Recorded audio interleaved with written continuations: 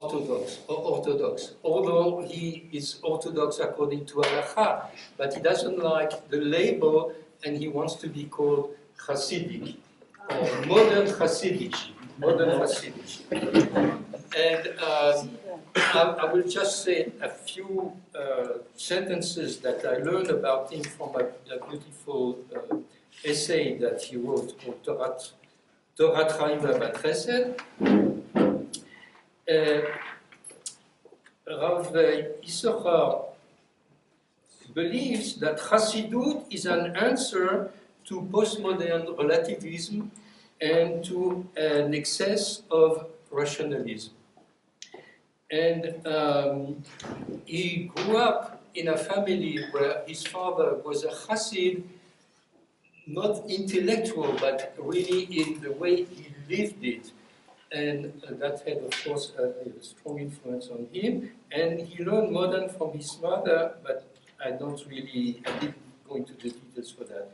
But I tried to understand what happened to Rav Ysoscher Katz and why he left the framework of the Satmar Chassidut. And I came out with a sentence that he agrees that I would say. He believes that the ahistorical approach to Torah of Chassidut is not pre-modern, but post-modern.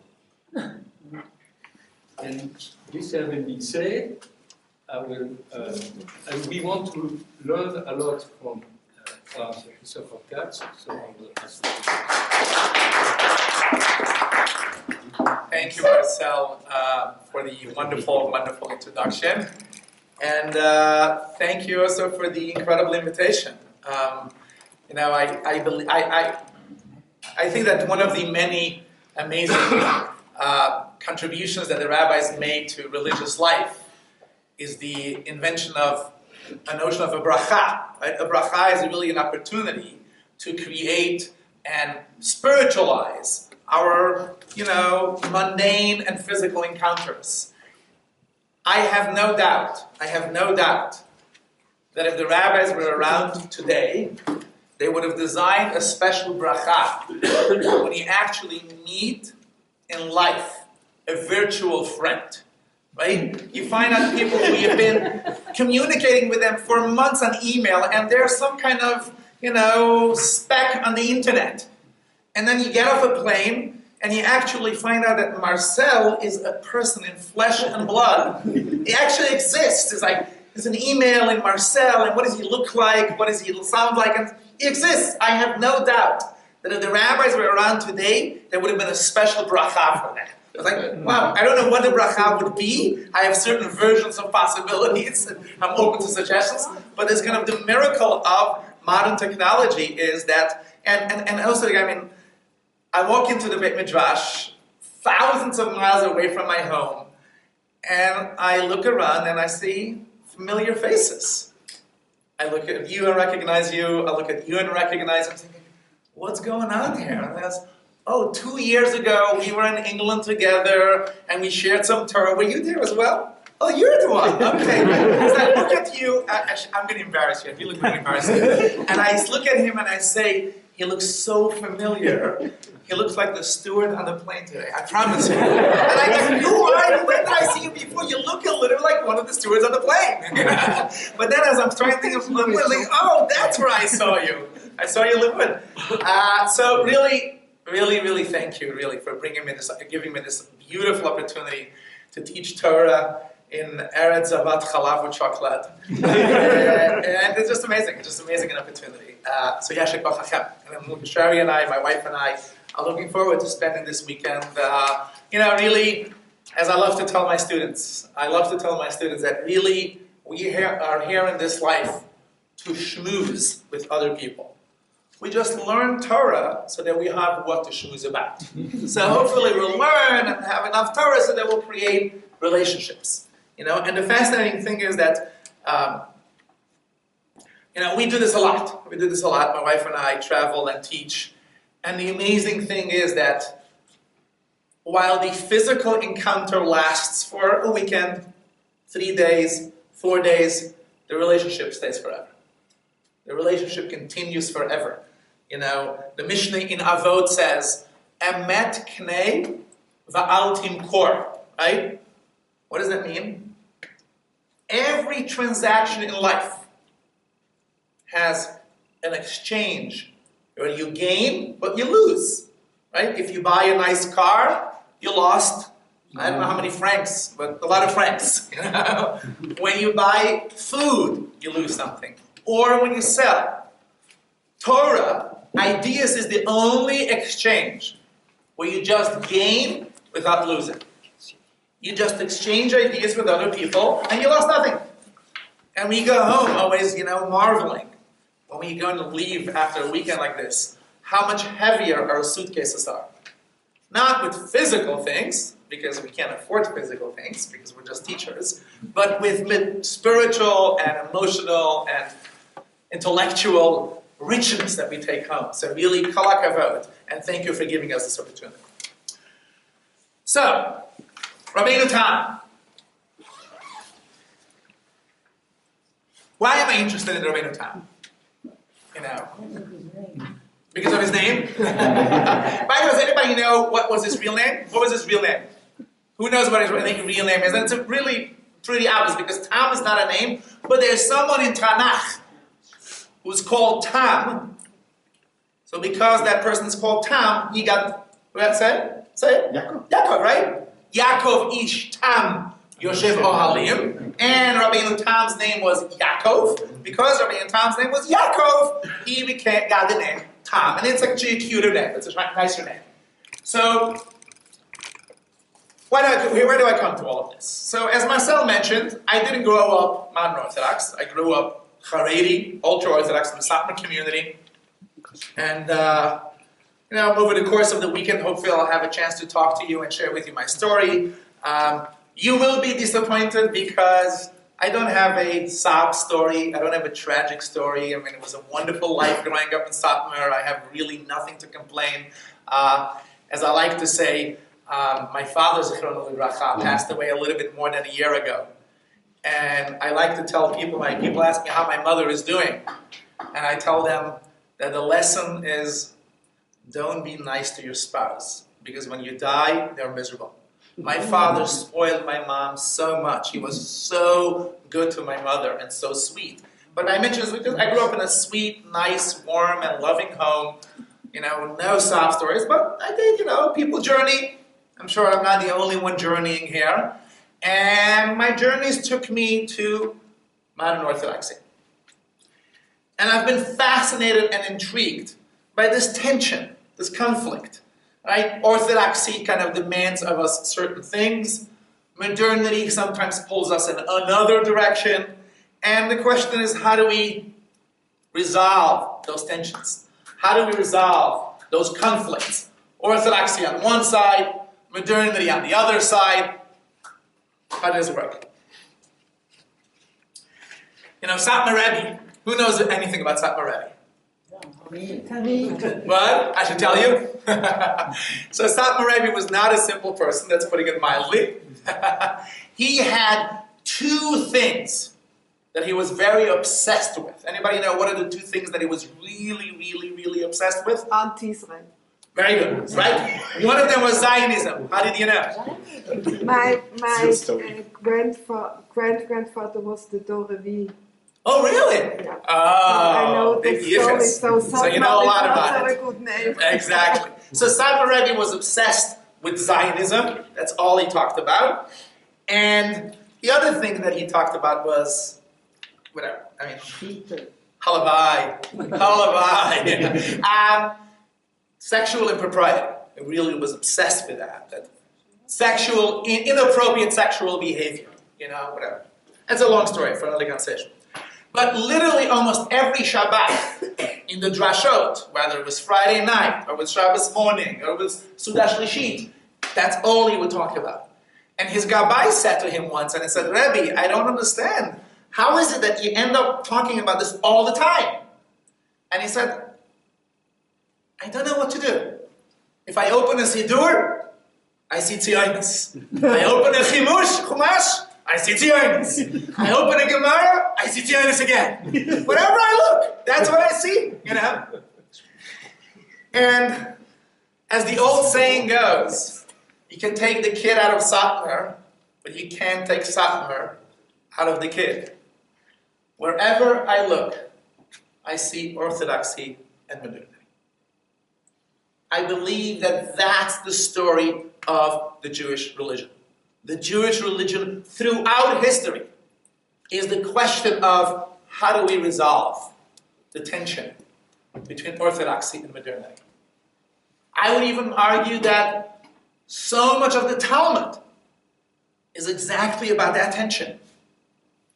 Orthodoxy, tradition, and modernity. As a matter of fact, anybody ever studied Talmud in academia? Who has studied Talmud academically? Anybody? Nobody? No? Okay.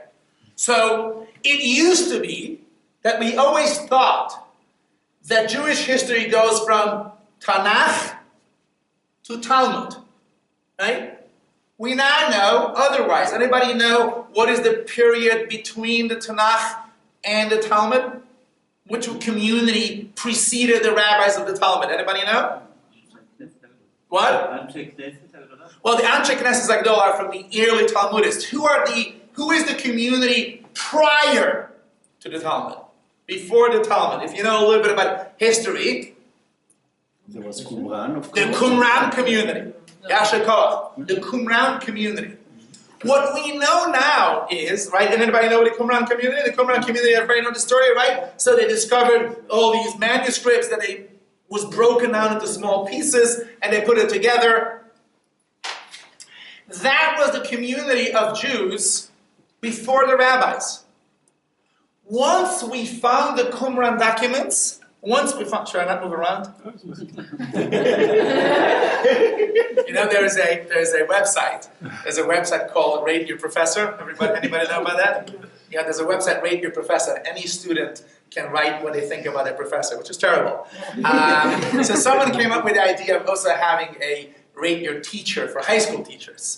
So when I was a high school teacher, I got one rating. And the rating was, the student wrote and said, "Great teacher, but jumps around a little bit too much." That's true, what can I do? Anyway, so the Qumran community, we now know, came before the rabbis of the Talmud, and not only that, the rabbis of the Talmud are in dialogue with the Qumran community. They are in conversation with the Qumran community. We now have so much evidence of how many times in the Talmud, when they say something, it's in response to the Qumran community.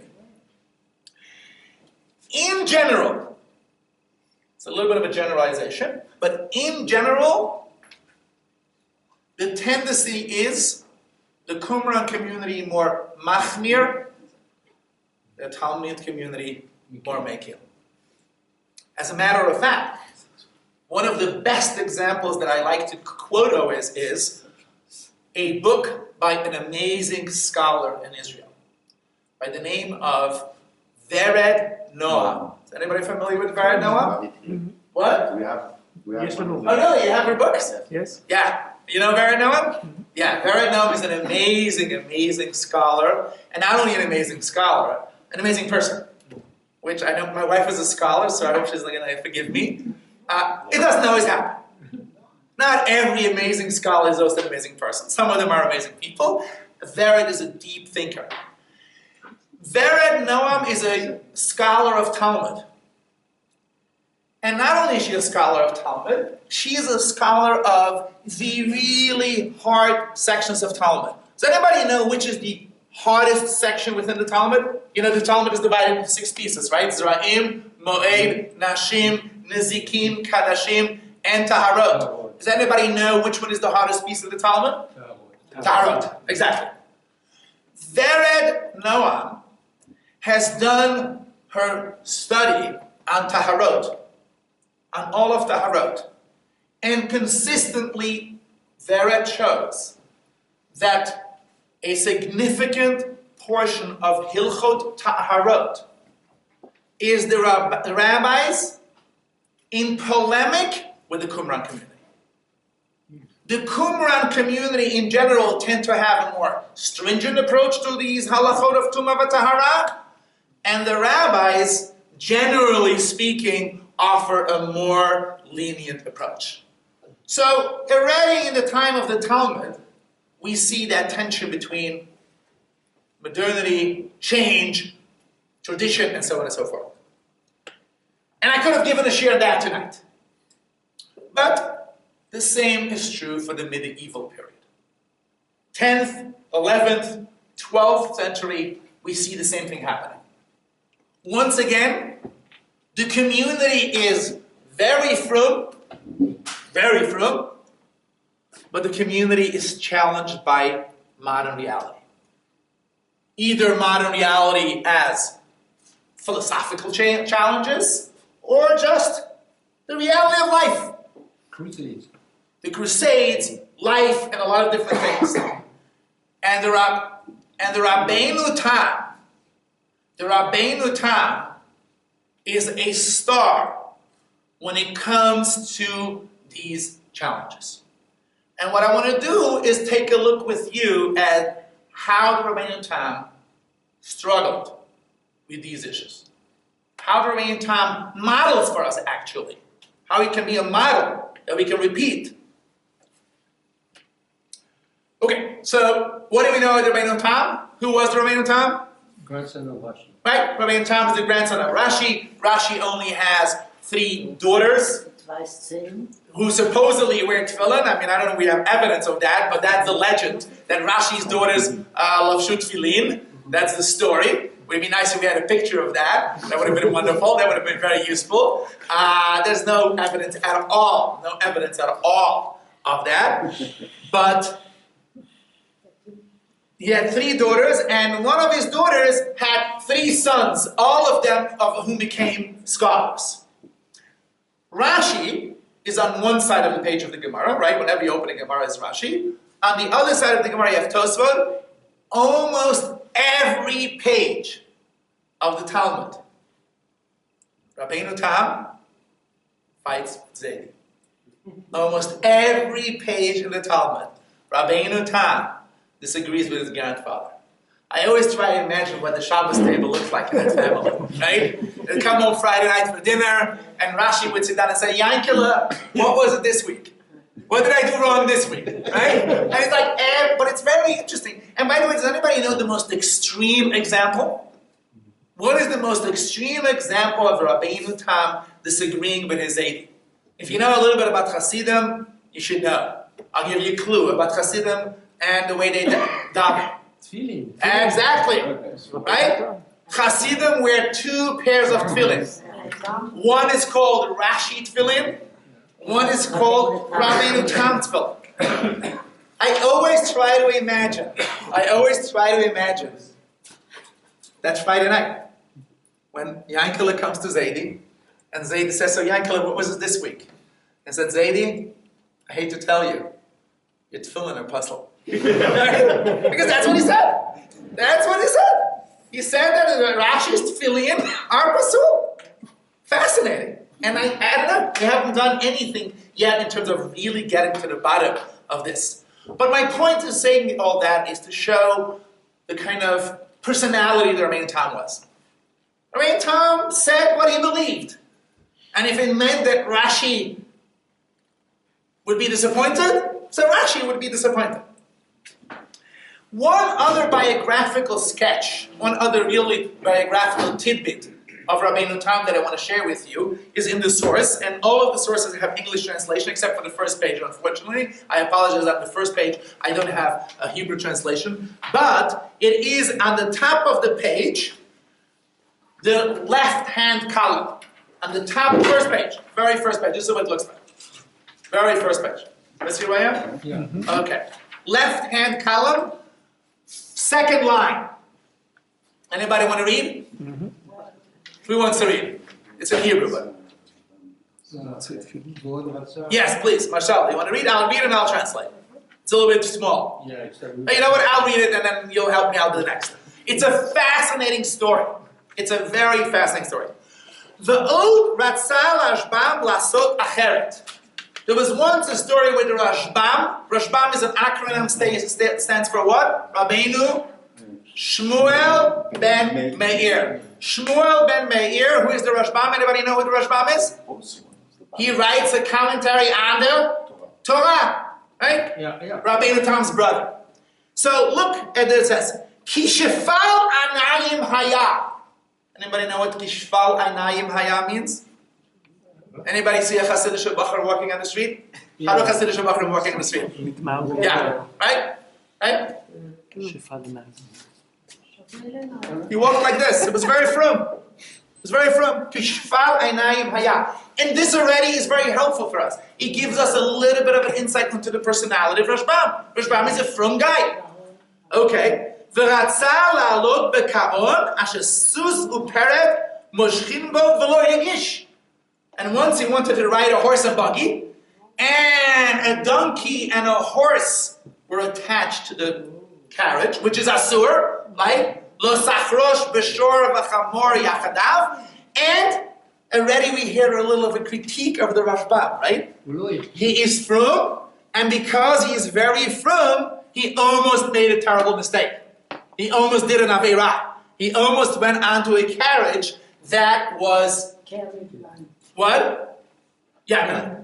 And itrachesh le nisa, a miracle happened. But it's funny, a lot of miracles could have happened. Which miracle happens? Yain Kala shows up. Right? Is damen le achiv Rabbeinu Tam. Magic. Out of nowhere, Rabbeinu Tam comes in. The Amarlo, and he said to him, Al tehi tzaddik arbeh. Don't be too frum, Shmuley.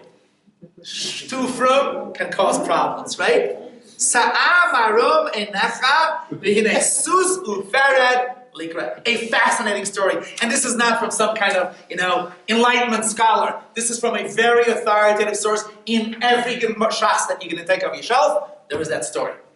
That story is an incredibly telling story. We already have a little bit of an insight to the personalities. Rashbam is the more machmir personality, and the Rabbeinu Tam is the one who says, no, look what happens if you're too frum. Let's keep that in mind as we go on.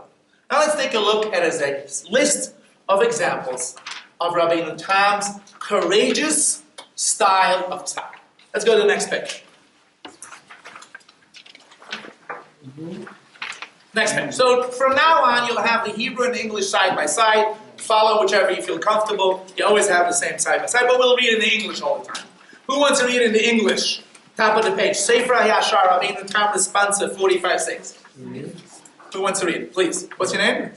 Oh, I heard about you. I'm the one. You're the one. I heard about you. Good things. Okay, but very slowly. Let's read very slowly because, Chaim Soloveitchik. Anybody know who Chaim Soloveitchik is? Yeah, the scholar? Chaim Soloveitchik, who can say things that no other scholar can say. Chaim Soloveitchik says always Rabbeinu Tam was a beautiful poet and a sloppy writer. And it's true. When he's poetic, he's really beautifully poetic. So let's read very slowly. I shall further expound for the people of powerful Milum, for my heart sours. My heart sours at those who breach fences. Stop. Okay. Right? Rabbeinu Tam writes that he's very upset. He's very upset because people are breaching fences. What is the Hebrew for breaching fences? Poretz geder. Right? So when you read this, you expect the Rabbeinu Tam to describe a big aver in the community, right? He's so upset. And the community is doing something really terrible. What is the terrible things that they're doing? Ora, continue. They breach fences in eating between the afternoon prayer and the evening prayer. And lo, your forefathers did not do so. You know what the problem in Malum was? The problem in Malum was, you ready for this terrible avera? They ate Sudash Lashit. They ate Sudash Lashit Lo Leinu. It's tragic. Yes, don't say what, don't trust me. That was the tragedy. The Rabbeinu Tam thinks that you're not allowed to eat Sudash Lashit. Melun is the name of a community? Melun is a city, a town in France, right? It's a town in France. He was in Rabaru, and he's writing to the rabbi of a different town. Says, I heard a terrible rumor about your shul. I heard really something, I find it hard to believe. They eat Sudash Lashit. And the Rabbeinu Tam really believed that you cannot eat the third meal on Shabbat. You're not allowed to. I know. If he said it today, they would have expelled him from the Haredi community, but he was expelled, right? I mean, but that's a sign. And what we'll see a little bit later is that he goes on and then develops a whole process of how to show that when the Gemara talks about eating 3 meals on Shabbat, it didn't mean that the third meal needs to be in the afternoon. The third meal had to be Shabbos morning, what we do when Erev Pesach falls on Shabbat, right? What do we do when Erev Pesach falls on Shabbat? We take the breakfast meal and we divide it into 2. That's what the Rabbeinu Tam thought we have to do every Shabbat. And here you have already an example of an incredibly courageous rabbi. He read the text, it led him to the conclusion that no Sudash Lashit. That's it. He's angry at the time, please. Maybe you meant the Sudash Lashit before me. No. Please don't tempt me. I can talk for this for another 45 minutes. I will tell you briefly what's fascinating about this also. What's fascinating about this also, and this is going to be another shir, the reason for not eating Sudash Lashit for the Rabbeinu Tam is mystical. Yeah. If you read further, because that's about the time when the neshamot that were in the Gehenna are getting ready to go back to Gehenna Motzei Shabbat, and they need to drink and eat a lot. And if you eat and drink, you take away from their food and drinking, right? Which is based on a midrash and all that. Fascinating, right? That's number one. The other reason is because Moshe Rabbeinu died Shabbat afternoon. So it's a time of mourning, and he doesn't want us to eat. Because we have to mourn the death of Moshe Rabbeinu. What? Yeah. Okay. Those are all. As I told you, don't tempt me. It's like, I'm telling you, we can go on for another 45 minutes. But that's a fascinating example of the Rabbeinu Tam. Let's go on and continue. For the same text. No. Next page. Turn the page. Oh. No. So let's we'll give some a break. All right? Who wants to read the first line of the page on top in English? Next page. It says 1 and 1 on top of it. I see. Turn the page.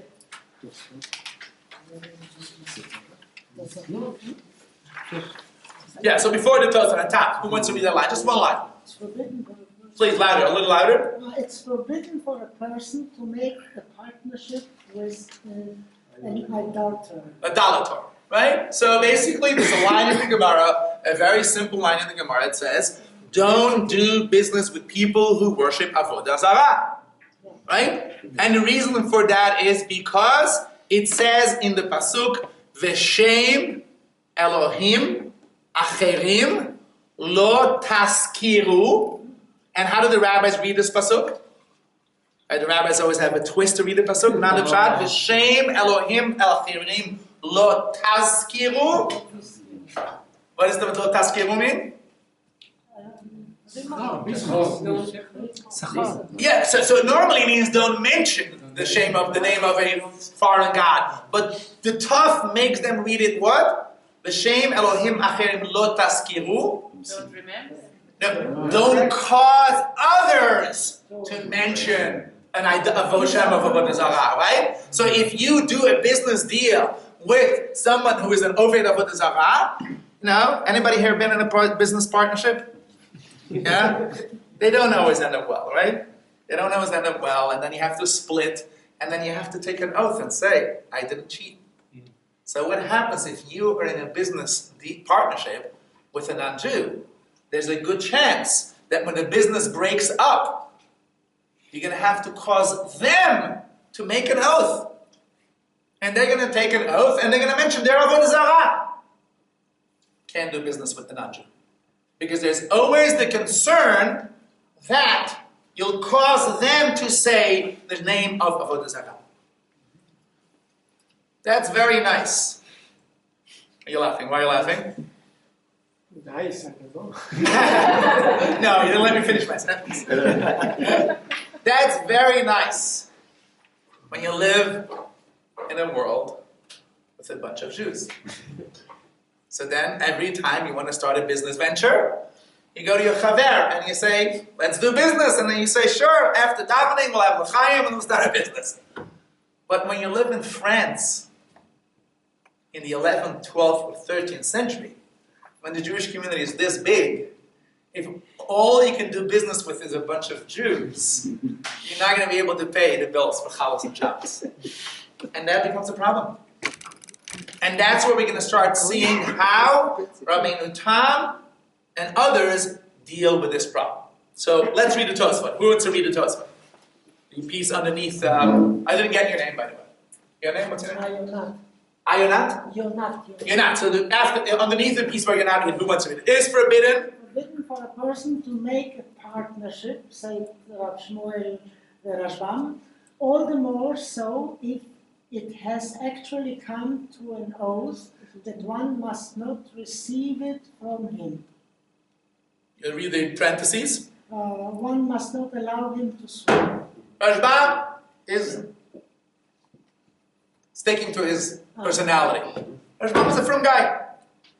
You can't take an oath. What happens if you had a business deal with a non-Jew and the business deal broke up? And he would swear. Tough. No, you can't. You can't take an oath. Tough luck, right? Said Rabbeinu Shmuel, the Morsa actually come to oath that one must not receive it from him.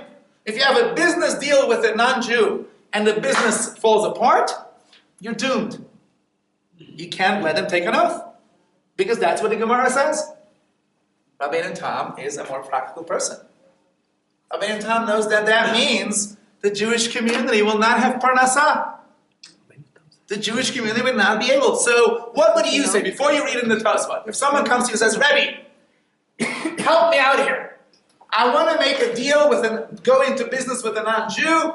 This Gemara says that you can cause a non-Jew to take an oath. What would you say? How would you solve the problem? Perhaps to say it's not avodah zarah according to the time. Okay. You already know the answer. Okay, so let's read inside. Why don't you read it? But Rabbeinu Tam said, it is permitted to receive the oath from him rather than lose out financially, as we say on Avodah Zarah 6b, that on a loan made orally one may receive payment from idolaters near their festivals, because this is as if one is saving the money from them, and we are not concerned lest the idolater go and thank his divinity afterward. okay, so what is Rabbeinu Tam's first solution? What is Rabbeinu Tam's answer? You could do business with them. Why? When it's not near a festival. When it's not near a festival, or what else? What other suggestion does Rabbeinu Tam make?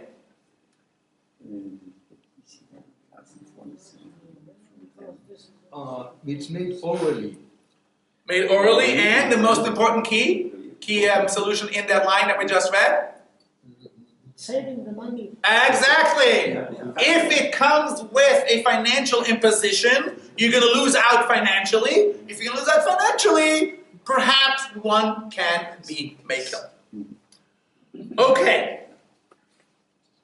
Even though that case... You know what, let's skip a couple of lines to the next even though. Everybody see where the next even though is? Even though they mention among them the name of heaven, and their intention is for something else, nonetheless, this is not a name of Avodah Zarah, and also their intent is for the maker of heaven. Wow. What does Rabbeinu Tam say? A huge theological argument. What is the theological argument that the Rabbeinu Tam makes? Says that's not the same monotheism, that's another kind of... The Christians believe in the Trinity. But in the Trinity, there's also God. So fine. Yeah, they have other things in mind too, but who cares? That's not my problem. You cannot cause people to mention Shem Avodah Zarah. But embedded in their Avodah Zarah is really also God. If you mention God, that's fine. But Okay. the same, the Rambam says the same. No. Rambam does not think so at all. This is the only one who says that is the Rabbeinu Tam. And then let's continue even further. Even though, there's another even though. Continue. Even though they partner the name of heaven and something else, we have not found that it is forbidden to cause others to partner. And there is no issue of before a blind person you must not place a stumbling block, because the Noachids have not been prohibited to partner the name of heaven and something else. Wow. The Rabbeinu Tam takes a razor and cuts the halacha in two. Believing in the Trinity is avodah zarah, yes or no? Yes. No. The Trinity. No. Yes or no? It's obviously a trick question. For us, yes. Depends for whom. Huge chiddush. Right? The Rabbeinu Tam argues that what constitutes avodah zarah for us is not the same as what constitutes avodah zarah for them. The Torah says don't worship idolatry. And that's one of the mitzvahs that non-Jews are obligated with as well. But what means idolatry for non-Jews is not the same as what means idolatry for Jews. And therefore, when the Gemara says, don't do business with a non-Jew because they're going to swear in the name of their idol, Trinity is not idol. Oh, really, Rabbeinu Tam? Can I believe in the Trinity? Oh, no, you're Jewish. You're Jewish. Fascinating, right? Yeah. The same act is considered avodah zarah for one person, but not avodah zarah for the other person. That's an example of a creative rabbi who, when confronted with the challenge of orthodoxy on the one side, Halacha on the one side, Halacha says, don't do business with non-Jews. Ever. And then Jews come in France. And they think, well, if we're going to do just Jews with do business with the 5 Jews that come to shul Friday night, we're in trouble. We need to make business with the non-Jews. But the non-Jews are going to swear in the Trinity. And Tams says, yeah, Trinity, not a problem. Trinity, exactly, right? It's not a problem because it's avodah zarah for us and not avodah zarah for them. Parenthetically, there's another way of reading the Rabbeinu Tam, a less radical way of reading the Rabbeinu Tam, which I'm not going to get into right now. If you're interested after the shir, I'll tell you a different way. Okay, let's continue. Another example. But for here we need a little Hebrew speakers. Are there any Hebrew speakers in the audience? Yes, I do. Of course. Okay. Okay, so let's read the Mishnah in English, but it's important. I didn't translate it. 3 days. Who wants to read the Mishnah in English? On top of the page, please. Someone. Yeah, just page number 2. It's number 2. Okay, who wants to read? 3 days. Please, someone, come on. Go ahead. 3 days before their holidays, when it's forbidden to do masal matan with idolaters. Yeah, very simple Mishnah. 3 days before their holidays, you can't do masal matan with their idolaters, right? And obviously, you see on the sheet that the 2 words that I didn't translate are masal matan, because another example of an incredible degree of rabbinic creativity. What is colloquially, right? Pashat gehet, right? What does the word masal matan mean? Yeah, business, right? Handlen and wandelen, right? Handlen and wandelen, the masamat, right? So the Mishnah says, don't do masa matan with an oved avodah zarah 3 days before Yom Tov, right? What? Okay.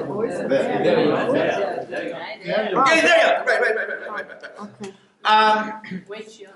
Anybody who knows, exactly, right? Anybody who knows anything about Christian holidays knows that every Sunday is a Yom Tov. So, if you can't do business with them 3 days before a Yom Tov, that means you can't do business ever. You know? In the time of the Mishnah, it wasn't the Christians, it was the other holidays. By the time the Gemara comes around, we already have Christianity. Sure. But you don't think they were referring to the Greeks and the Roman I holidays? think by the time the Gemara comes around already, they assume that it's referring to the Christians. It's referring to the Christians. Once again, we're stuck. Can anybody? So now you've seen a little bit of Rabbeinu Tam's model. Does anybody want to be the Rabbeinu Tam for a minute? So you're confronted with this Mishnah. And someone comes and says, Rabbi, I can't provide for my family. The only people in my community, the only people who will come shopping in my grocery store are non-Jews. And if I have to close my grocery store Thursday, Friday, and Shabbos, I'm not going to make much money, Rabbi. What should I do? So what would you do? Before we look at Rabbeinu Tam, what would you do? Try to translate differently Masa Umatan. Obviously, you're going to have to look at the text and look at the text closely and see and figure out if there's a way to argue that perhaps it needs to be read a little bit differently. So, you only have 2 words to go with. Masa Umatan. Help us out here, anybody. What can you do?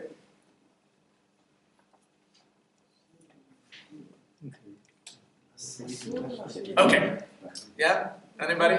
The main problem is that they shouldn't get my money so they can spend it at their holidays. Okay. So the solution would be I make business, but I will pay them just one day after their holidays. Okay. That would be one solution. That would be one solution. Very good. So you deliver after the holiday. On credit. Interesting. Okay. Let's see what the Rabbeinu Tam does. Let's see what Rabbeinu Tam does. Who wants to read? Again. The truth is that's what they do in Israel. Whenever they write a check, it's never on today. Don't get me started on that one. Because most Jews are Okay, so let's see how, again, this is so powerful about how the Rabbeinu Tam creatively tries to reconcile a halachic commitment to a modern challenge. So let's take a look at the Tosafot again. Who wants to read? You want to continue reading, please? No, in English. We're going to read it in English, but you can follow the Hebrew if you want. Rashi explains that the reason for this prohibition is because it causes the idolater on the day of his holiday to praise his idol. Rashi implies that this is even the reason why one cannot do business with the idolater. This is difficult. What do people rely upon today as they even do business with idolaters on the day of their holiday? Fascinating question. Fascinating question. Why are you smiling? Because he's saying, well, the people can't be doing something wrong because they're doing what they're doing. Right? So how am I going to reconcile? No, who has learned Tosafot beforehand? Yeah. Yeah, normally what does Tosafot do? Tosafot opens the Gemara, learns the Gemara, and what do they do next?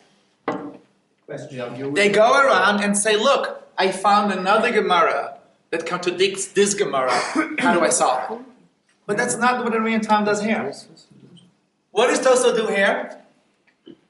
What does Tosafot say? In reality, people do it. Yeah. How could a Mishnah say X when people say Y? And you kind of think to yourself, if you would have asked any rabbi this, what would the rabbi have said? People are wrong. People are wrong. And yet Rabbeinu Tam doesn't say that. It's fascinating. Rabbeinu Tam says, the Mishnah is a problem. Right? The Mishnah, המשנה בעיה, יש לי בעיה במשנה, אנשים לא עושים ככה. ואני הייתי אומר לרבנו תם, להפך, יש לי בעיה, אנשים עושים לא נכון. But that's not what he says. Chaim Soloveitchik says an amazing idea, an incredibly powerful idea. He did research and noticed that this idea, this is a fascinating idea from Chaim Soloveitchik, that this idea is something that distinguishes Chachmei Ashkenaz from Chachmei Sfarad. Meaning, if the same thing would have happened in a Sephardi community in the 12th or the 13th century, the Sephardi rabbi would have told his people, guys, you're wrong. The Mishnah says otherwise. And yet in Ashkenaz, if the people do something and the Mishnah says otherwise, the Rabbeinu Tam is trying to find a solution to reconcile the people with the Mishnah. How come? Why? Why is it different in Ashkenaz than it is in Sfarad? Chaim Soloveitchik says something incredibly powerful. No, but it's not just about Avodah Zarah. It's throughout the halachic discussions. Whenever there's a halachic discussion, if such a thing happens where the halacha says one thing and the community does something else, the Sephardi rabbi dismisses the community. The community, you're wrong. The halacha says you need to do this, and the Ashkenazi rabbi tries to kind of reconcile it. And he says something that's such a powerful lesson. He says the one cultural thing, right? The one cultural thing that distinguished Ashkenazi community at the time from the Sephardi community is the experience of the Crusades. The experience of the Crusades. And then Chaim says, in his beautiful formulation, the fact that the Jewish community modeled itself, right? Died al Kiddush Hashem during the Crusade experience, right? We know these three examples, radical examples of how much they were willing to die for God's Torah. This is the most important line here. That experience sanctified their lives, promoting it to the level of the holiness of text. Their lives, what they did, how they lived, because they were willing to live a life and die for Torah, raised the Kedusha and the standards, ha-status shel ha'chayim shelahem, on the same level as the text. It was not now text up here, their lives down there. Their lives has the same Kedusha as the text. And it has relevance. So the text needs to contend with the way they were living their lives. Because the Sephardi Jews did not have the Crusade experience, it did not translate into a understanding that their lives are on the same level of the text. Fascinating idea. Okay, so what does Rabbeinu Tam do with it? People do business with non-Jews on Fratik. Erev Shabbos, they do business with Jews. How are they allowed to? So let's continue, please read. Rabbeinu Tam explained. While it is true that most of their holidays... the next paragraph. Rabbeinu Tam explained. Rabbeinu Tam explained that it is only forbidden to deal with them in things that they offer to their idols. Okay. He already reduced the Mishnah. You can sell them potato chips. You can sell them popcorn. You can sell them cake. You can sell them juice. Only things that they're going to use as korbanot. But what is the problem that Tam has to deal with still? He has to explain the words Masa umatan. It still says Masa umatan, so please continue. The Mishnah is not discussing buying from idolaters, which is certainly permitted, both according to the opinion that he may go and thank his idol and the opinion that this is ifnei there. This is because they only forbade selling items offered to idols and to carry and give, meaning to carry the money from them and to give them something that they can offer to their idols in exchange for the money. You see? Did you see what just happened? Did you see what just happened? Did you see what just happened? What did Rabbeinu Tam just do? He translated. Exactly. Thank you very much. You need? No. You're not. Beautiful. He takes these two words and it says they're not an idiom. You know, that doesn't mean like what it means colloquially. It means literally. Laseit, to take money from them. Velotate, and give them something for a korban. Right? An incredible, incredible creativity. Now we all smile. We all laugh. But I want to ask you, you can be honest with me. Is he wrong? No, he's saying like Messiah. Well, Is he wrong? It's surprising. It is unexpected. But is he wrong? You're not thinking he's not wrong. What do you think? It's a pragmatic quetch. What? It's a pragmatic quetch. Fetch? A pragmatic quetch. Okay, and No, I was going to say, being pragmatic, realistic, people have to live. And you can, it's not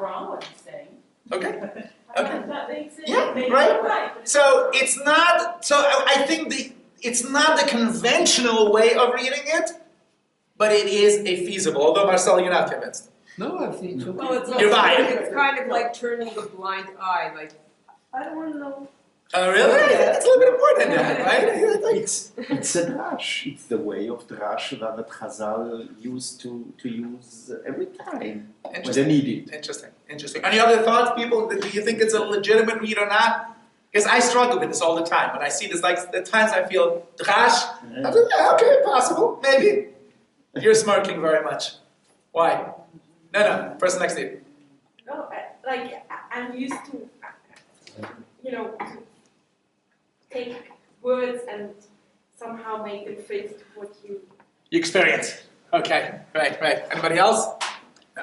אוקיי. אני חושב שהיה לו את הרעיון, והוא היה צריך להכניס את הרעיון הזה במילים שהם לא היו לזמן ההם, אלא הזמן הקודם. אוקיי. אבל בעצם הרעיון היה הרעיון. והבעיה שלו הייתה המילים. למילים הוא מצא איזשהו... אוקיי, אבל אני עדיין שואל, האם הפירוש שלו לגיטימי? וחשוב לי המילה הזאת, זה לגיטימי? Is it legitimate this read, or is it just, whatever, לא, words? זה מאוד לגיטימי, כי הוא הולך לזמן ההוא. Okay, so, now let's go to the next Kiddush of the Rabbeinu Tams, still on this page. Let's summarize what we have so far. So, what we have so far is number one, the Rabbeinu Tam looks at people's lives and things they have value. The fact that they do that means it is important, it is relevant. That's number one. Number two, Rabbeinu Tam thinks texts matter, but texts can be interpreted in a very broad sense. Now comes the third Chiddush of Rabbeinu Tam. And the third Chiddush is in the next paragraph, in the first word. That's one word. On the same page, we're still on the same page. You want to read the next word and then you're done. Just the next word. However. That's a very, and I'm not being facetious at all.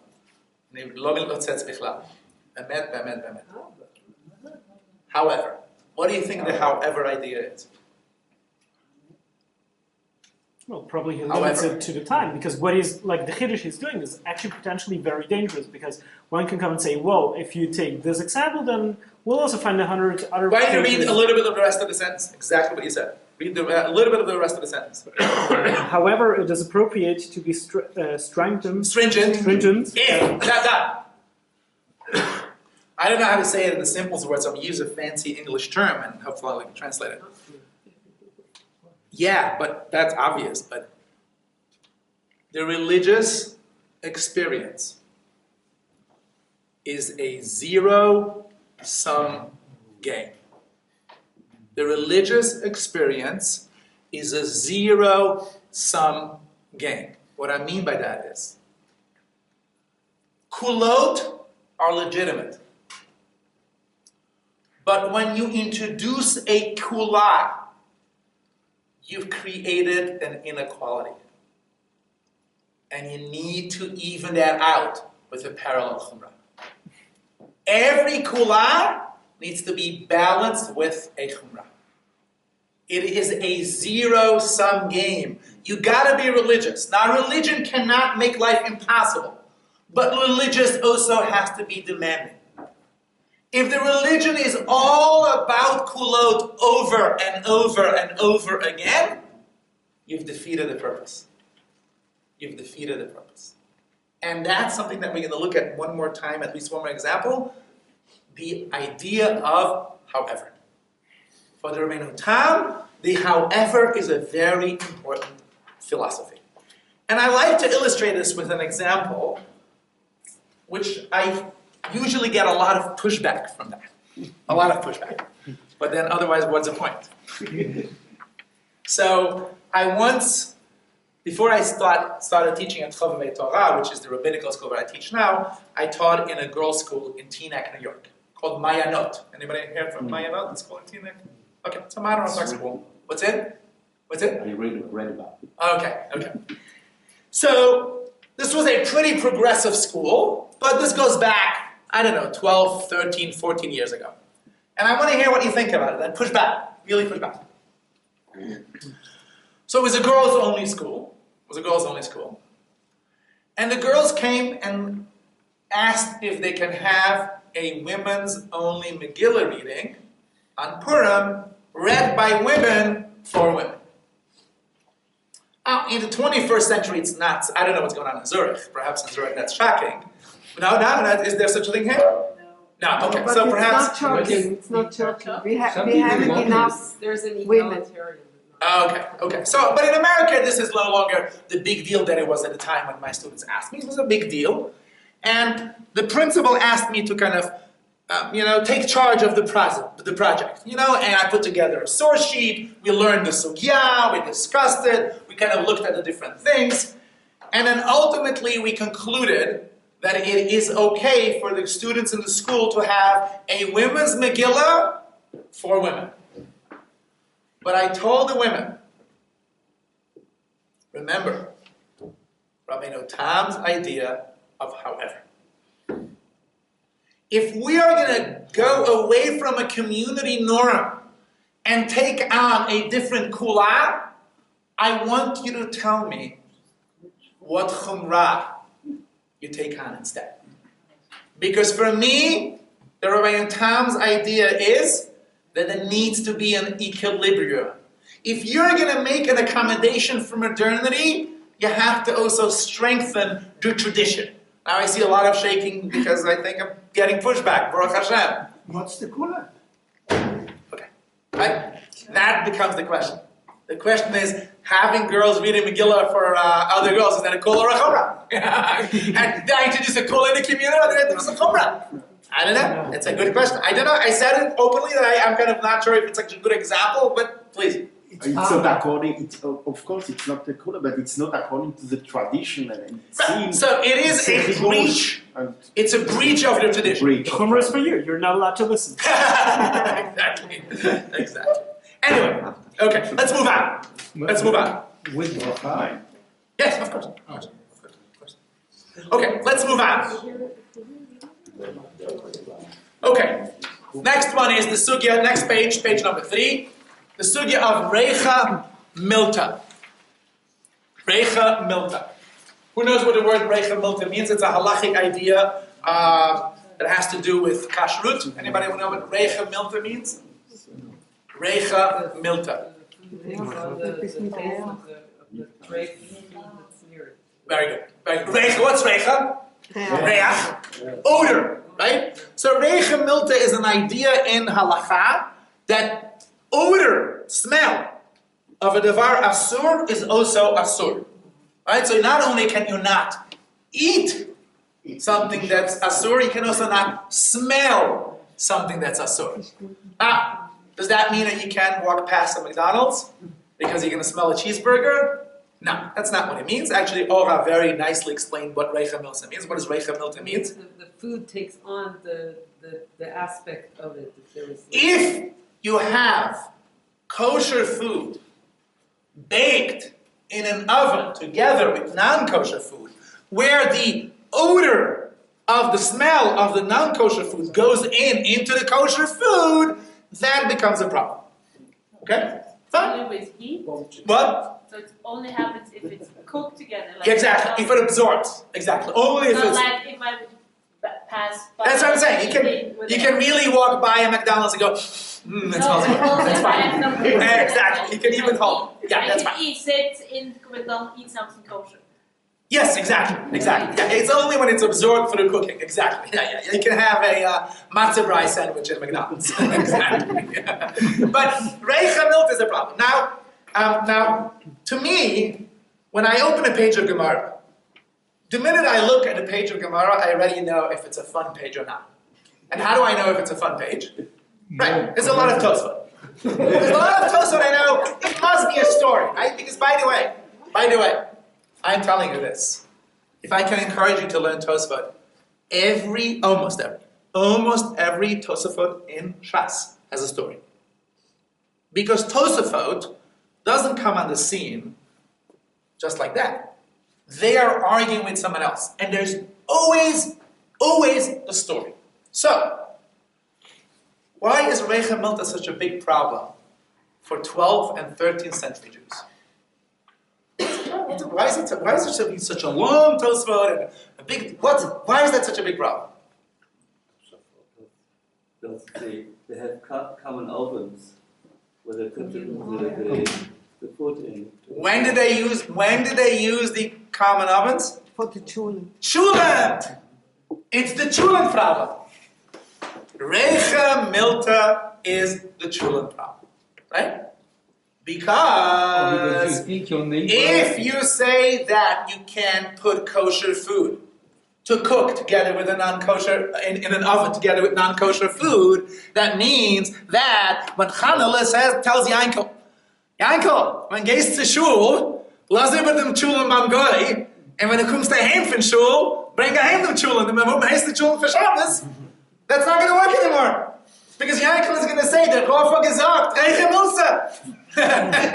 Yankel will say, I can't do it anymore because I can't put chulent in the Wollishofen because it absorbs the odor. And that becomes a problem. And once again, remind me your name. No. You're the one who read it. Yeah.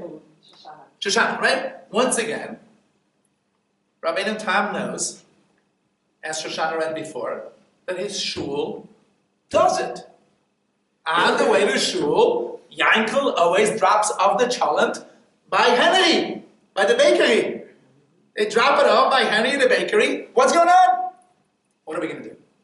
What would you do? How would you solve the problem? Put a lid on it. What? Put a lid on it. Put a lid on it, okay. But that assumes that if it puts the lid, then it doesn't go through. The assumption is that it absorbs even through a lid. An oven in the community, but just for community. Okay, make a kosher oven, right? But that's expensive, right? Right.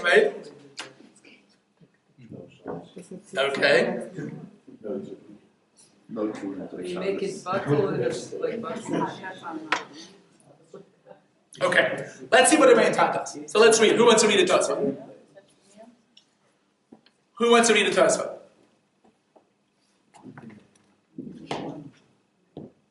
Who wants to read a Tosfot? Please, someone. In the left, I believe in English. We should therefore conclude. Yeah. Sure. Miriam. Who wants to read it? Come, please. We should therefore conclude. The Halacha follows Rav in his ruling to make the Reicha aroma is halachically significant in the case over there, where the kosher meat obtained aroma from the non-kosher meat was roasted with it in the same oven. Continue. The Halacha also follows Rava's ruling in the Lav Reicha, in our case, where the Gentile smells the wine through a hole in the cork. Okay. Anyway, point is, Rebbeinu Tam says the halacha is Reicha Milta. So what are we going to do, as you said, with the cholent? Let's continue reading. Concerning the status of aroma, which as Rav ruled is halachically significant. This would only apply to their ovens, which were small. Okay. Go on. It would also apply to our pans called carpet, which we use to bake pies. Okay. This ruling is not applicable to our big ovens unless the evacuation opening is blocked. Solution found. Rabbeinu Tam accepts the Gemara. Reicha indeed is a problem. Odor, smell from tray food is a problem. But what the Gemara is talking about is different than what we're talking about. The Gemara is talking about small ovens. We're talking about big ovens. Big ovens is no longer a problem. Why are big ovens no longer a problem? Because there's a chimney, it's wide, the smell can dissipate. It is not a problem. Once again, another example. Halacha, practice, tweaking so that it conforms to what we're doing. Either, as we saw before, Masa Matan doesn't mean doing business. Masa Matan means taking money and giving them korbanot. Or the case is different. They're talking about a small oven. We're talking about a big oven. Big oven is a different case. Yes, you don't like it. We're talking now theoretically or reality. Reality would be, even in the big oven, if it tastes like the non-kosher food, it tastes like it. I don't care if the chimney is big or small. And even in a small oven, is their food doesn't smell at all? Do I care or don't I care? So the question is, what we're talking. Okay. Anybody want to respond to that? Good question. What's the logic for saying that that a bigger oven is less of a problem? Anybody? I feel like that would be too subjective, because smelling is an obvious thing. We're making a general rule that if it's a large oven, it doesn't absorb the smell. Period. It doesn't. Even if it tastes like non-kosher. How do we know we're non-kosher?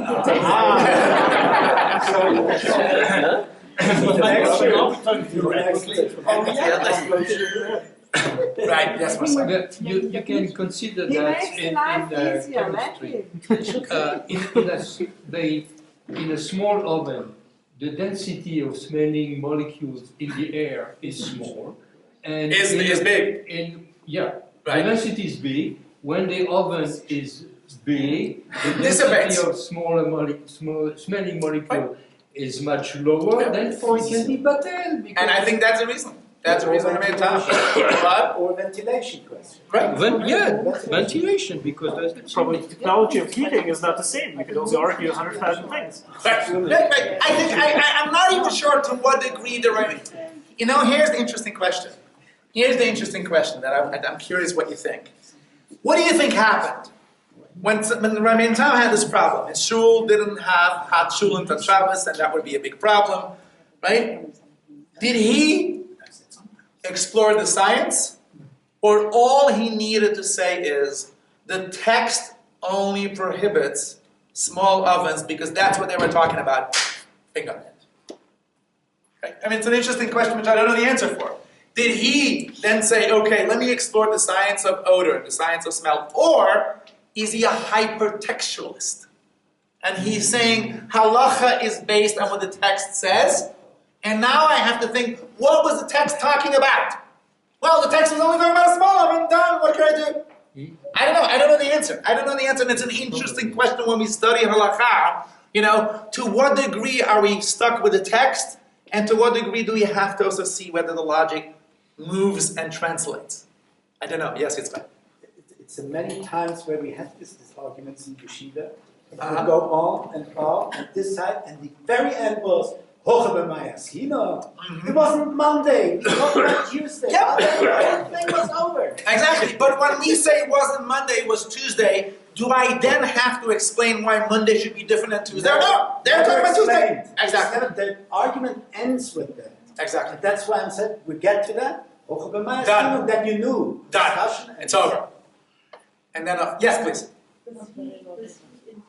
What does he base his ta'ana on? Does he say there's something in the text? That's why? No. So the facts. It says, I know for a fact that they used to have small ovens once upon a time. Now they have big ovens. Okay, but big ovens, it no longer applies. Not a problem. But then somebody else can say, no, but I know they're different facts. And there's nothing, there's no hochachah. Miriam? Miriam is raising the big question, right? The big question is, okay, Rabbi Katz. Rabbi Katz. Fine. Now, how do we know when we can properly apply this methodology in different places and when not? What are the rules? What are the parameters? Is this a game? And anybody can change the word masa matan to mean something else? Everybody can say, oh, it's all... That's the next step in this question. Right? The next step in this question is, how do we now figure out the methodology of Rabbeinu Tam in a way that we can copy that we can replicate that? That's the big challenge. I don't know the answer. Yes, it's fine. To continue what I said before, to me it always seemed that the Hoche B'Mayas Kinon to find the solution was when it was not so easy or possible for people to live according to this. That's what definitely seems here, right? Because this is a funny Tosfot. You know what's funny about this Tosfot? Tosfot does not ask any questions. Tosfot just explains, oh, it's a small oven. But, just let me just finish my thought. What do you expect would come after such a kula of Rabbeinu Tam? What have we seen before Rabbeinu Tam? However, look at the bottom of the page. Right? Last paragraph. There's that. We don't have to get into that, but that is a consistent theme in Rabbeinu Tam's Shita of Psak. If you come into your community and say, Chevra, I got a cooler for you. You have to be concerned for the religious well-being of the community. You have to create an equilibrium. A healthy religious equilibrium, if you introduce a leniency, where is your however? And I think that's the big challenge for modern Orthodox poskim. Right? As a rabbi in a modern Orthodox shul, if someone comes to me with a shaila, of course I'm struggling and trying to find ways to solve it, but the big thing that weighs on me as a rabbi is to make sure that at the end of the day, there was the however. There was the balance, please. But we have to find out if it's called the kula. Yep, exactly. Could be a kula, but just realistic. Halacha is a small oven, so big oven is halacha different. Exactly. Not kula. Exactly. And then it doesn't need compensation. Yep, exactly. And good luck figuring out the rule. You know Reb Chaim Brisker's line? You know Reb Chaim Brisker? Reb Chaim Brisker was very, very lenient on fast days. Whenever anybody would come to him with a question about a fast, they'd say, yeah, okay, fine. If you don't feel well, you don't have to fast. You don't have to fast. And someone came to him and says, Rebbe, you're so makil on fast days. He said, no, I'm not makil on fast days. I'm machmir on pikuach nefesh. Right? But behind the joke, there's a truth, right? When is it exactly what you're saying? When is a kula a kula? When is a chumrah a chumrah? When I tell women that they can read Megillah for themselves, am I makil or am I machmir? I say, no, you got to read for yourself. And you have to make sure that you have your own. Those are big questions. Those are very big questions. You don't know. I think the other piece of it is also just the community, right? And that's one of Chaim Soloveitchik's big point, right? That these, even before the crusade, right? That's why they martyred themselves. This was a community that was strictly frum. Very diligent. And that, how do we know? We know because there's an oral Torah, right? They did something because that's what their parents did. And so they had a tremendous sense of minhag. Right. And so maybe that's how they knew about these ovens. Mm-hmm. I mean, when you say, where is it coming from, perhaps it's hard to know. Is he basing it on sort of the Torah Shval Peh of the community? Right. Or is he just very radical? Right. And I just want to add on this that with the Chaim Brisker on Yom Kippur, while he was making in this respect, the Brisker don't even swallow their own spit. Yeah. Which say on themselves how harsh they are, but to be makel on others. And that's another thing. Every year my students get that drasha. When you're a rabbi, remember, what you do for your community is not necessarily what you do for yourself, right? That's the famous line of Ysoscher Salanter. Ysoscher Salanter used to say always, there's the difference between gashmias and ruchnias, right? Ysoscher Salanter used to say someone else's gashmiot is my ruchnias, right? So for someone else, that's important. Now let's look at the last one. Please, yeah. But actually, that's 2 or 3 questions. Does it work also the other way around? If you introduce a whole I love this question. This is a great question. I'm so not answering it. It's too nice to answer. It's like a Valdi. Rabbi, you're so worried of giving too much kula. Why are you not worried about giving too much kula? And where does he actually take this principle from? And third, where does it actually start from? If you say you should not cook, the little things in the milk, is that the starting point, or where does it actually start? Where did the line separate halacha from chumrah? When do we start entering in the chumrah zone? These are good questions. I don't know the answer. And thank God we don't know the answer. So we have what the shmuz over the weekend. Okay, now we're going to skip the next source. The next source is a little... Okay, let's go to the last source.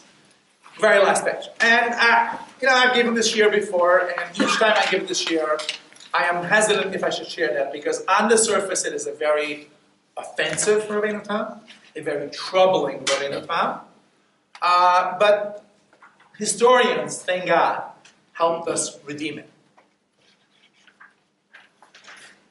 There's a halacha which says, now tell me if you're familiar with this halacha. The halacha says, Keshem sha'asura lebaal, kach asura leboel.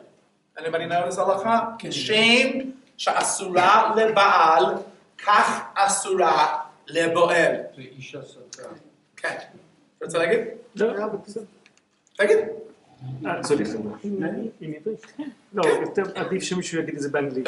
Okay, Marcel, want to say in English? Is that when a woman is suspected of committing adultery, and she goes through the sort of thing, so she is forbidden to go back to her husband and forbidden to go to the man with whom she had adultery. Yeah, right. So one caveat. This is talking about a woman who had an adulterous affair, right? She was married and she had an affair with someone else.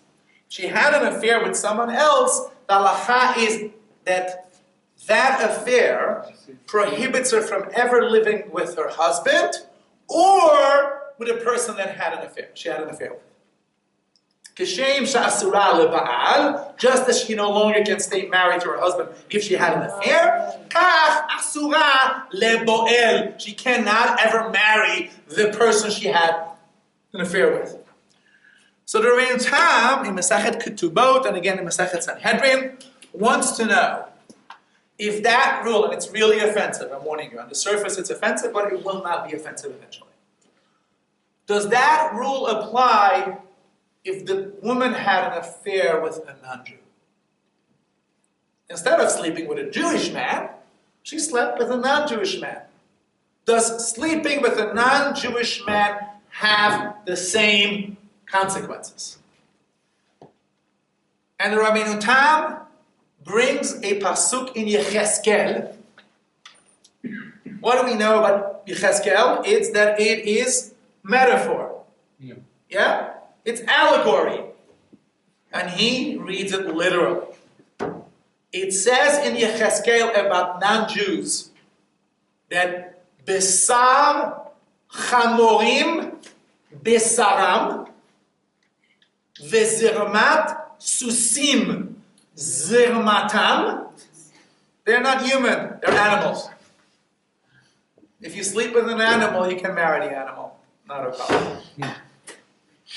Well, just the fact that, as you mentioned, it's written both in Kiddushin and in Sanhedrin probably gives an idea that there is a difference between Jewish and non-Jewish marriage. No, he says it twice. Tom says it in two places. That's all. Yeah, he just says about the same thing. No, I'm mentioning it because it shows that it's very important for him. So he takes this pasuk which talks about non-Jews, which clearly means metaphorical, right?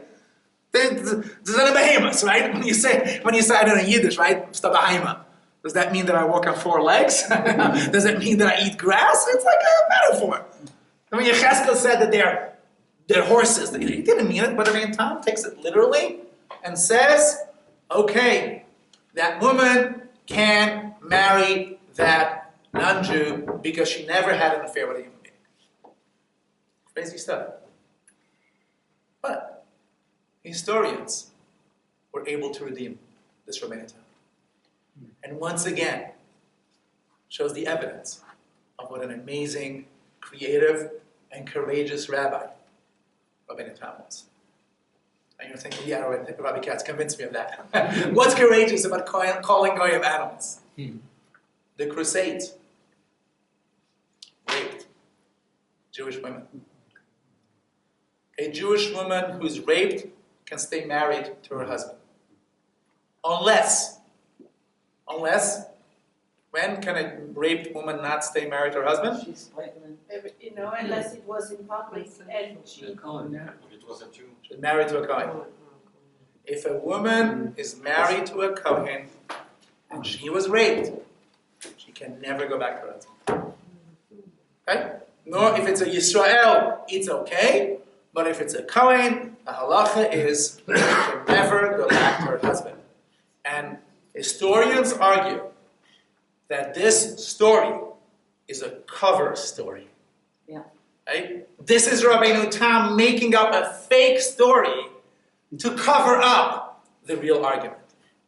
He was trying to help Jewish women who were raped and married to a Kohen to go back to their husbands. And in order to allow that, he comes up with this crazy creative chidush. I mean, talk about the radicalism of this chidush. Right? The halacha is that a woman who's raped cannot go back to her husband, but if it's by a non-Jew, it's not considered rape, and you can go back to your husband. That's Rabbeinu Tam for you. To sum up, and then we'll take questions for 2-3 minutes. Rabbeinu Tam lives in an interesting milieu. His brother, as we saw, is the Frumi in the family, right? His brother walks like this because he doesn't want to look up. And the Rabbeinu Tam doesn't like that. And the Rabbeinu Tam repeatedly takes life and text and puts them together and let them clash. Let them work together. And in the process, introduces 3 important ideas that you need to take away tonight. Number 1, texts have multiple meanings. Text can mean a lot of things. And even if we've read a text many times and we've concluded one way, we can still go back and look again and say perhaps it means something different than what we thought it means. Texts can mean a lot of things. That's number 1. So therefore when it says Masa Umatan, it's not what you thought it means something very different. That's number 1. Number 2, if your community raises the level of Kedusha, their lives have the power to challenge text. Right? We saw that over and over again. The Gemara says one thing, the community does something else. If it would have happened in Sfarad, the rabbi would have told the community, you're shkotzim, you're goyim, you're doing wrong. The Mishnah says otherwise. The Rabbeinu Tam doesn't do that. Because as Chaim Soloveitchik mentioned, this is a community that has proven their credentials. They have established their fidelity to the system, their commitment to the system. So if they do something, they must probably know what they do. And then finally, the last point is, one word. However. There is a equilibrium. And I don't know your name. What's your name? Michael. No, it's Muki. Muki. Muki. So Muki has raised some good questions, right? His name is. I knew you were not saying it. Right? That was however. Okay, that's it. And I think that's a model that, at least I know for me as a rabbi and someone who paskins, who writes shuvot, these are the things I struggle with. These are things I struggle with. I mean, I'm happy to talk to you a lot about this over Shabbos, but one of the things that I'm very passionate about is actually, inclusion of women in the Jewish experience, in the Jewish ritual. Oftentimes it would involve exactly the same process of going back to the texts and figuring out, do the texts really mean that? Or have we misread a text? Is there a way of understanding a text differently? But to me, Chaim Soloveitchik's idea really looms very large. Because at the same time, at the end of the day, it's about creating sacred community. It's about creating holy community. About Am Kodesh, Anshe Kodesh, and how to go about doing that. That's really the big challenge. Okay, open for questions for a few minutes, and then Miriam, 5 minutes of questions. I'm going back to what I asked beforehand. What confuses me here is that other Mepharshim, usually when they come with a claim, they base it on something. They're going to say it because we saw that, whatever. He simply says, no, this is what they meant. He's interpreting without any... No. He does do the hachot, that doesn't share with you. You want to read his whole Tosafot? Be sure. I'm happy to do that. Yes, no. Yep. Yeah, I did not give. He does base it on something. Totally. Fair critique. Absolutely. Sure. Please. Is there any knowledge about any reaction on what he said? Like, was there any discussion, or was like his authority so outstanding that there was no discussion? Great question. Great question.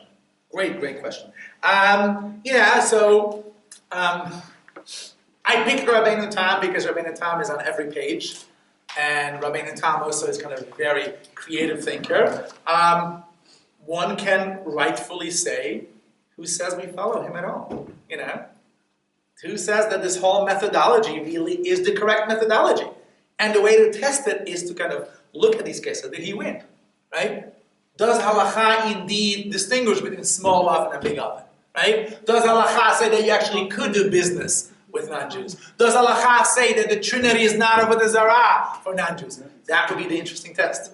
That would be a great test. Yep, I agree. Please. Can we transfer those times to today's time? Exactly. And what would be the kind of rule? Just kind of you pick up Rabbeinu Tam and plant them in the 21st century just like that, kaka? Anybody can replicate Rabbeinu Tam, or is it only Rabbeinu Tam who can do that? Yeah, so those are great questions. If you open your mouth today, you're either Amorotz or Apikoilis. Exactly. Only two options. Right? Exactly. Please. Can you expand a little bit more on this equilibrium issue? Is that just... You're not giving me get off easy.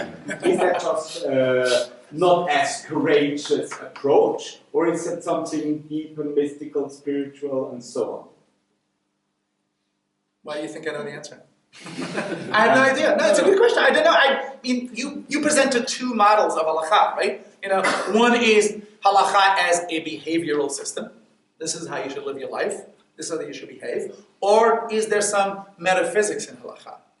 And the two models would inform the basis for the however. Why is there an however? Is it for sociological reasons, because Rabbeinu Tam wants a healthy society? Or is there some kind of, I don't know, it's a good question. I mean, we do know about the Kabbalists in Tosfot, and there's a, blanking on his name now. What? Yeah, exactly. So there's a professor, Counterfogel, who has written a whole book on who in the Rishonic period is Kabbalistic and who not. Happens to be Rabbeinu Tam is not. Rabbeinu Tam is not a Kabbalistic person. So my inclination would be that for him the however is a sociological process, not a metaphysical process. But that doesn't mean that one cannot make a metaphysical argument for the however. It's a great question. Great question, please. It's one of the of the ta'anot, against these kind of thinking and of making psak is the same as Reform had done. Yes, that's one of when you read the story. Yes, and here you come with the however. What you say? What is the distinction? Mm-hmm. Why is it not the same? And how can you prove that? That's the last question I usually get. I know the year is over. Or an example of psak, that's... Yeah. So that's a great question, which I get all the time, right? How is it different than what you're doing? I think the difference is twofold, I think. Number one, a combination of what you said and what Miriam pointed out, which is that at the end of the day, I can't just come along and say, times are different, we need to change. I need to be able to go back to the text and offer a robust argument for why the text would allow it. And I think Miriam's point is important. I can't, let's pick, for example, women reading Megillah. If I write a one-line tshuva and say, I think women can read Megillah because Masao Matan means this and not that, that's not fair. It has to be this long a Tosfot. Right? This is why I gave you the pictures to show you these processes don't happen, small oven, big oven. You have to develop. So there's a text, and I think that however is a big difference. There needs to be a religious commitment of an overarching religious life. Yes, Yitzchak, last question. So the question is a statement made from today's time. The way we do it, we learn how Rabbeinu Tam influences or can be taken. You can take him if you want to, but he can only come as an addendum to Rashi. The tefillin. So the tefillin day to day, you do the Rashi. If you want to, and you're free to do it, you can also take Rabbeinu Tam too. With tefillin that works. With the oven, it's not. You have a small oven and a big oven. It's a little bit of a problem. With the tefillin, it's a little bit easy. I actually know Sfaradim who wear both at the same time. Yes, there are two tefillins like this and this. I've seen that. Right? So there, it's fine. For the ovens, it's a bit more complicated. Thank you. Thank you.